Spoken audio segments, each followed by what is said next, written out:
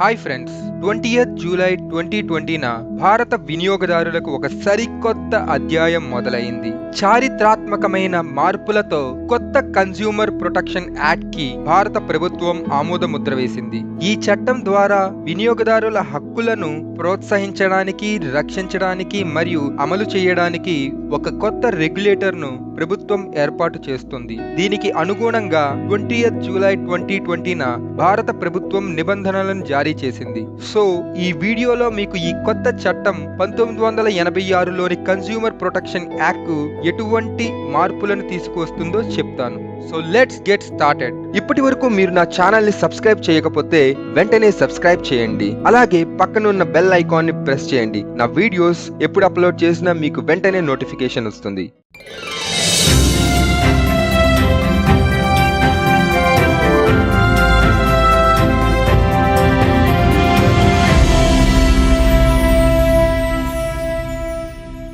ఈ చట్టాన్ని అన్ని కోణాల్లోంచి చూస్తే వినియోగదారుని కష్టాలకు ఒక సరికొత్త సమాధానం అని చెప్పుకోవచ్చు. ఈ చట్టంలోని మార్పుల కారణంగా ప్రభుత్వం కొత్త సంస్థలను ఏర్పాటు చేస్తూ ఈ కామర్స్ మరియు నాన్ ఈ కామర్స్ సంస్థలను వినియోగదారులతో మరింత బాధ్యతగా ఉండే విధంగా చేస్తుంది.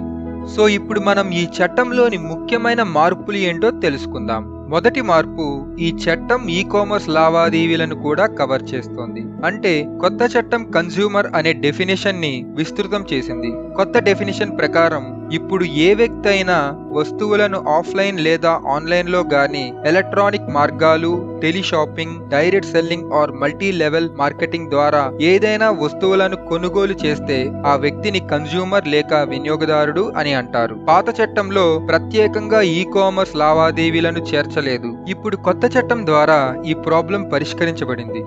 రెండవ మార్పు, మనం కొన్న ప్రొడక్ట్ లేక సర్వీస్ విలువ ప్రకారం ఫిర్యాదులు చేయవలసిన ఫోరమ్స్ ఏర్పాటు. కొత్త చట్టంలో మీరు కంప్లైంట్స్ చేయడానికి 3 లెవెల్స్ ఆఫ్ కన్స్యూమర్ ఫోరమ్స్ ని ఏర్పాటు చేశారు. ఇవి మీరు కొన్న వస్తువు లేదా సర్వీస్ విలువ మీద ఆధారపడి ఉంటుంది. మీరు చెల్లించిన ప్రొడక్ట్ లేదా సర్వీస్ విలువ 10 లక్షలు మించకుండా ఉంటే వినియోగదారులు కంప్లైంట్స్ ని జిల్లా ఫోరంలో ఇప్పుడు నమోదు చేయవచ్చు. అలాగే మీరు చెల్లించిన ప్రొడక్ట్స్ లేదా సర్వీస్ విలువ 10 లక్షల నుండి 10 కోట్ల మధ్యలో ఉంటే వినియోగదారులు కంప్లైంట్స్ ని రాష్ట్ర కమిషన్ లో ఇప్పుడు నమోదు చేయవచ్చు. చివరగా మీరు చెల్లించిన ప్రొడక్ట్స్ లేదా సర్వీసెస్ విలువ 10 కోట్లు దాటి ఉంటే వినియోగదారులు కంప్లైంట్స్ ని జాతీయ కమిషన్ లో ఇప్పుడు నమోదు చేయవచ్చు. మూడవ మార్పు, ఇప్పుడు మీరు కన్స్యూమర్ కంప్లైంట్స్ ని డైరెక్ట్ గా ఆన్లైన్ లోనే రిజిస్టర్ చేయవచ్చు. కొత్త చట్టం ద్వారా వినియోగదారులు తమ ఇంటి నుండో లేదా తాము పనిచేస్తున్న సిటీలో ఉన్న కన్స్యూమర్ ఫోరం నుండి కంప్లైంట్స్ ని డైరెక్ట్ గా ఫైల్ చేసే వెసులుబాటు కల్పిస్తుంది. పాత చట్టంలో అయితే కొనుగోలు చేసిన స్థలంలో గాని ఆ ప్రొడక్ట్ ఏ కంపెనీదైతే ఆ కంపెనీ యొక్క రిజిస్టర్ ఆఫీస్ చిరునామాలో ఉన్న చోటికి వెళ్లి కంప్లైంట్ చేయవలసి వచ్చేది. ఇప్పుడు కొత్త చట్టం వినియోగదారుల కంప్లైంట్స్ ఆన్లైన్ లో మరియు వీడియో కాన్ఫరెన్సింగ్ ద్వారా వినడం లేదా పరీక్షించడానికి వీలు కల్పిస్తుంది. దీని వలన వినియోగదారుడు కంప్లైంట్స్ తేలికగా ఇవ్వచ్చు మరియు ఈ చట్టం ఒక కన్స్యూమర్ కి ఇన్కన్వీనియన్స్ అండ్ హెరాస్మెంట్ ని తగ్గిస్తుంది. నాలుగవ మార్పు, సెంట్రల్ కన్స్యూమర్ ప్రొటెక్షన్ అథారిటీ స్థాపన. కొత్త చట్టం central consumer protection authority CCPA అని పిలువబడే ఒక రెగ్యులేటరీ అథారిటీని ఏర్పాటు చేయడానికి ప్రతిపాదించింది. CCPA డైరెక్టర్ జనరల్ నేతృత్వంలో ఒక దర్యాప్తు విభాగాన్ని కలిగి ఉంటుంది. ఇది వినియోగదారుల చట్ట ఉల్లంఘనలపై విచారణ లేదా దర్యాప్తు చేస్తుంది.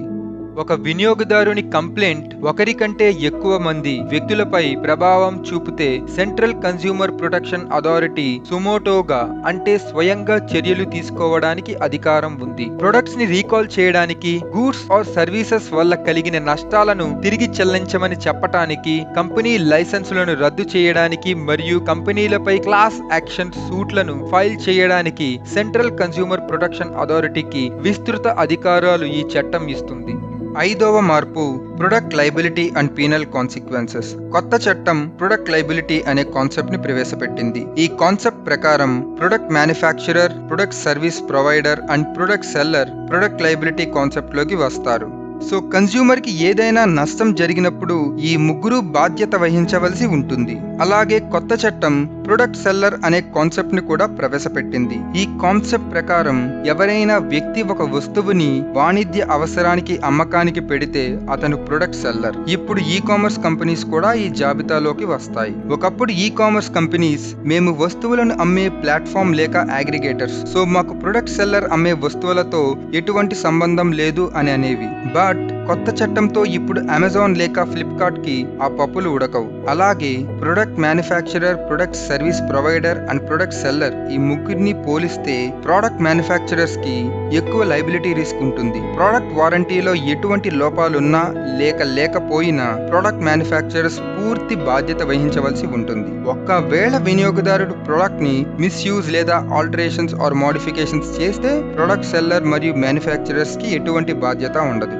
ఆరవ మార్పు అన్ఫేర్ ట్రేడ్ ప్రాక్టీసెస్. కొత్త చట్టం అన్ఫేర్ ట్రేడ్ ప్రాక్టీసెస్ యొక్క డెఫినిషన్ లోకి కొత్త పాయింట్స్ ని యాడ్ చేసింది. కొత్త డెఫినిషన్ ప్రకారం వినియోగదారుడు ఇచ్చిన వ్యక్తిగత సమాచారాన్ని, అంటే మన పర్సనల్ ఇన్ఫర్మేషన్ ని వేరే ఎవరితోటి షేర్ చేయకూడదు. ఒకవేళ వేరే ఇతర చట్టాలకు అనుగుణంగా షేర్ చేయవలసి వస్తే అప్పుడు కంపెనీస్ షేర్ చేయవచ్చు.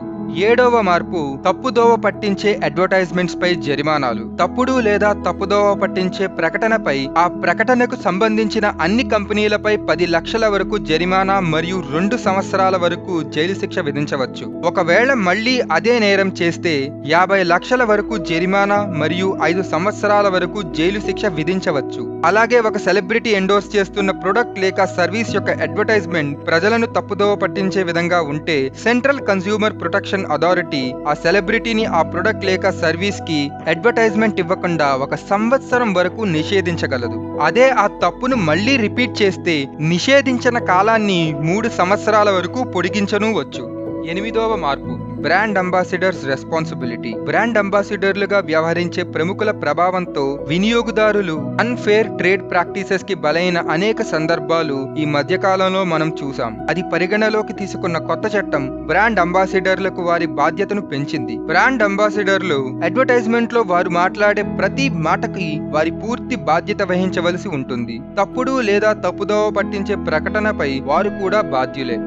చివరగా 9వ మార్పు ప్రత్యామ్నాయ వివాద పరిష్కారానికి సదుపాయం. కొత్త చట్టంలో మధ్యవర్తిత్వంతో వివాద పరిష్కారానికి, అంటే మీడియేషన్ ద్వారా ప్రాబ్లం సాల్వ్ అవ్వడానికి ఒక సదుపాయం ఉంది. దీని వలన తీర్పు ప్రక్రియలు సింపుల్ మరియు ఫాస్ట్ గా ఉండవచ్చు.